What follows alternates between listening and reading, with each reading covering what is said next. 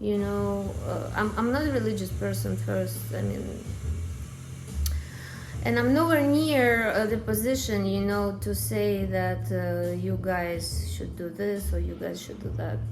I'm not gonna tell people what to do, but at least just open minds a little bit and recognize that yes, there's your garden and there's someone else's garden. It doesn't mean that your apples are better or worse than his apples. And all people who practice and all people who express, somehow they shine their lights. I don't like when people start telling your God is wrong and my God is right. Come and think of it. Yoga, it's also a practice that kind of like unites all of us who open our minds and hearts to something bigger, greater, higher. And it was very interesting experience when I went to my Orthodox church to, how is it called, when you confess and all your sins and etc. How's it called? Confession. Okay, for confession. And that Pope, the guy told me, not Pope, the Catholicism. It's not Catholic. I'm Orthodox Christian. So anyway, the Batyushka, the priest. Orthodox. Yeah. He went so hard against yoga. Mm-hmm. And I'm like, okay, And meditation. I'm not coming back. and meditation. And meditation, of course, that it's all from devil. Mm-hmm. That I'm like, okay, you know what? No, not coming back here. I mean, I respect your choices, but please respect mine, But apparently, It's not an easy thing to move away from 2,000 year belief system or 5,000, 4,000 year belief system. Of course. That has held cultures together. It's not easy to break any system, whatever system it is. Yeah. System is a system. That's why it's so strong, because it's a system. And it's not because if one part starts limping, other parts will. Because it's challenging the basic, I believe, thought that their creative source is on the outside. Mm-hmm. Yeah. Okay. Whereas we talk about us being creators, who work with the source. The source. We work with the source to create our reality. I remember when, maybe I won't go into that. But yes, idea of meditation is what are you meditating on was an elder's question to me in my former church back in Jamaica, when I was being a heretic and a sinner. Oh, you were a heretic. Well, because I was espousing things outside of the Bible, or things. That's not true. It was just a different way of looking at some things in the Bible. You dared to question something? Yeah. Okay. Let the words of my mouth and the meditations of my heart be acceptable. When did you start meditation? How did you come to meditation? Back in Jamaica still, when you were younger? Where was I? I think I went to Belize and then I went back to Jamaica. Oh, okay. I was studying the Bible at that time. You were at the university? What was it? It's an auspices. It's under the auspices. I was in a Christian missionary organization under the auspices of University of the Nations in Hawaii. So I went to Hawaii as a student and went on to become staff to teach Bible, the inductive method of Bible study. And found myself quite inept and I was a lousy Christian. I was always in trouble. Okay. I was always being put on discipline and all kinds of stuff. I just was a lousy Christian. Okay. But when I came full circle, I went back to Jamaica after 17 years of practicing Christianity with casting out demons, quote unquote, and fasting and praying and the whole 9 yards. Went back to Jamaica and started up, my degree in fine arts, and so got introduced to the different world religions. And when you're studying the Bible, that's really what you study. You don't study other religions per se. In this particular course, I was just studying the Bible, which was the answer to everything. Yes and no. If you're interpreting it from a literal point of view, you're going to get in trouble.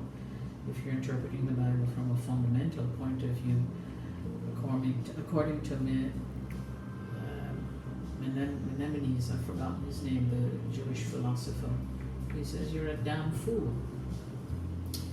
So, if you interpret it as a fundamental panacea, literally, okay, as a historical, literal document, then you are a fool. Of course, I couldn't abide that at the time because the teaching is that the Bible is the inerrant, infallible Word of God, cannot be contradicted. And I started to tear up the Bible in my rebellion and in my angst. Oh wow! Used it in my artwork, which is fabulous. You are a rebel. Yeah, perhaps. Well, I was really lost, is what I was.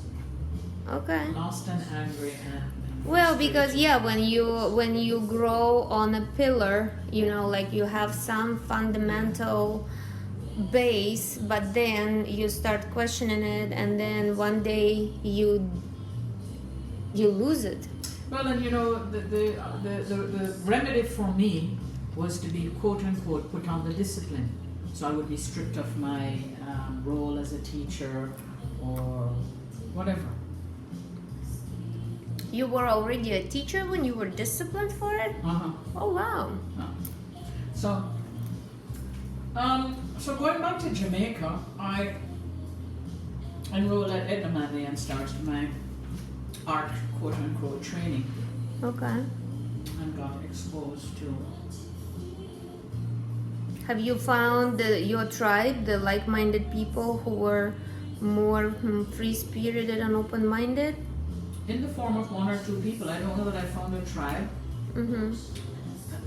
But I find that people like Wayne Dyer and Neville Goddard and Abraham. So I don't have a tribe. I do not have a tribe. I have one-on-one conversations such as this. Which is an amazing Well, conversation. thank you, and thank you for your conversation and for the invitation. But no, there's definitely. There was a moment, last time we saw each other, there was a moment of, in our conversation, when we talked about near-death experiences, when we touched that topic that when you really strip yourself down and getting rid of the material attire. The beast. The beast, yes, exactly, that was the word, the beast. By the way, it's very interesting, that book that I'm reading, it's called The Conference of the Birds, and the dog, then they refer to as a dog, the beast, the dog, the physical me, Yeah. It's an animal. It is, It's yeah, an I mean, animal. granted, Our yeah, house, we all are, some of us are pigs. The beast, and some of us are flying. Yeah, so, another thought that really kind of, took permanent residence in my head. I'll share with you. considering that our souls are eternal, our beasts are obviously finite. But not only that, the planet, considering that we can come over and over and over for whatever many times, we can come in incarnations and in new experiences, new lessons, new karmic tasks and stuff. But then one day, the planet will be gone. But us will stay. And isn't it interesting? Like for me, it's interesting because I think for planet Earth is given for us as a chance to accumulate and generate and materialize as many dreams, wishes, and goals, and etc., that we will carry on to some eternity. That will, because I believe soul will have memory, whatever it is we generate and live through, and emotions that we feel, and everything we'll take it with us further, right? So between right and wrong, again, here we are between right and wrong. Do you think we have this counterbalance of what weighs us down, like negative experience that beasts accumulate through life, can weigh us down, same as uplifting, wonderful, positive experiences that can bring us closer to the light, the divine, the beautiful, the I think it unconditional, universal love. It depends on if you truly believe that we are the operant power and not something on the outside. Meaning we are the creators. We create our reality. We create. Yes, but reality and only how continues. we do that. It depends on if we believe that and how we engage in the creative process, which would be the symbolisms that we have is planting seeds. Right. And anything that plants must grow to its fruition. And it needs some dirt. Indeed.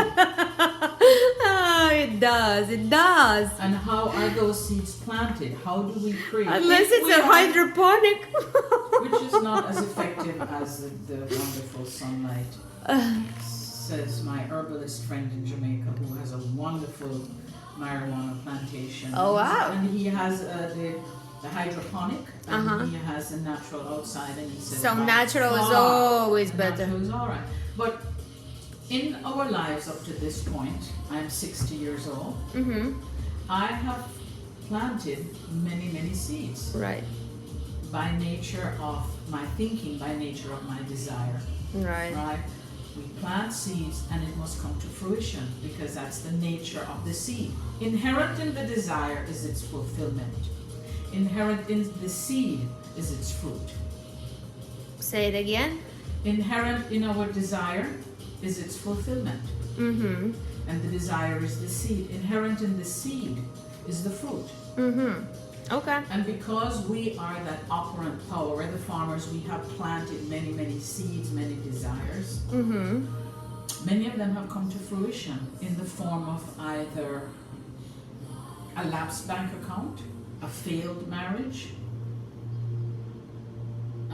neurosis, illness. Neurosis, I think it's just a pandemic of neurosis, on planet So Earth. these are the things that we have created, and we believe it is an external thing that has happened to us because we don't know and we don't realize that we are the operant power. We have planted these seeds, and because we don't have a concept of time, because it was planted when we were 6 years old, when your father did not walk you across the pedestrian, or he got drunk and you had to get a stranger to look after you. That is a seed that was planted. And it's a seed of fear. It's a seed of insecurity. And unless it is uprooted or replaced with a different seed, a seed of security, a seed of faith, You know, I've never really felt protected, not by the man anyway, in my life. So yeah, I have quite a gardening Right, to do. so you have quite a bit of gardening and pruning. So this is where the pruning shares come in. And then we have to cut back and we replant. We dig up, we prune back by becoming aware that we are the opponent power. It is we who have done this. And we cannot blame daddy. No, absolutely not. Right? No blame to daddy. No. But we do, and this is where we get stuck in a It's victim. not a blame. It's just explanation that I know why I'm neurotic because this and this and that. But also I recognize, I'm aware of what's going on, and I guess only take it from here, knowing that certain things have to be taken care of. In my case, you know, the trust issue, the security issue, and actually recognizing the role of a man in my life. It all to be worked on. And I'm working. I think I'm getting better, but again, maybe not for me to judge. These seeds that we have planted along the way, we don't know we have planted them, because when we get our harvest, we don't recognize that they're ours. What do you mean? I would think that opposite, that me, for example, right? When I'm getting to the point where I can realize that, oh my God, that's exactly what I was putting out there. Just like you say. But we recognize a good harvest, but we will not recognize a bad harvest, and we don't take responsibility for the bad harvest. We said that is something that could come from outside. We will take responsibility and we will take the credit. Look at what I created. Look at this beautiful space that you created. We spoke about it in the beginning of this conversation, that we're and this willing is to easy take to credit. Claim. This is easy to claim. Look what I did. But if it's foreclosed on, you're gonna say that's not me. So who's it? So if it's not you, then where's the operant power? No, it's all me. Me at least. I grew up enough to realize that it's all me, and whatever it is happening to me happens either by my design or by my permission, one or another. I either did it myself or I allowed it to happen to me. And here you are. Okay. So, guys, ladies and gentlemen, people of the world, what happened here? As we spoke and shared amazing ideas with Aunt Donna, I also shared something that I had in my head. Vision came to the realization. I will polish it, of course. I will polish it and probably will make it look maybe a little better, but the point is that as we speak right now, left and right again, left and right, left and right, own on the left, awe on the right. You choose. The choice is yours. Well, thank you for being with us. We're gonna say bye-bye. We're gonna see your fireflies. And Donna, thank you. Yeah, man. Peace and love. Till next time. Bye. Bye-bye.